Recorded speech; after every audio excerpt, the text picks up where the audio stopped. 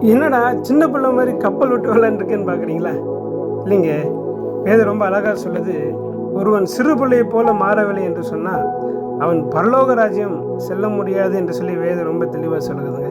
இந்த சின்ன பிள்ளை போல் நம்ம மாற பிரயாசப்படணும். நம்ம வாழ்க்கையில் நிறைய நேரம் நம்ம நிறைய தவறுகளை செய்து நம்ம தேவனுடைய மகிமை அற்றவர்களை வாழ்ந்து கொண்டிருக்கிறோம். சின்ன பிள்ளைகளை போல வாழ பழகணும். இந்த குட்டி பிள்ளை பாருங்கள் எவ்வளோ அழகாக இந்த கப்பல் விட்டு விளையாடுது பாருங்கள். இதை பார்க்கும் பொழுதே ஆண்டவர் நம்மோடு பேசுகிறார். நம்ம வாழ்க்கையிலும் நம்ம மாற வேண்டிய குணம் நிறைய இருக்குது.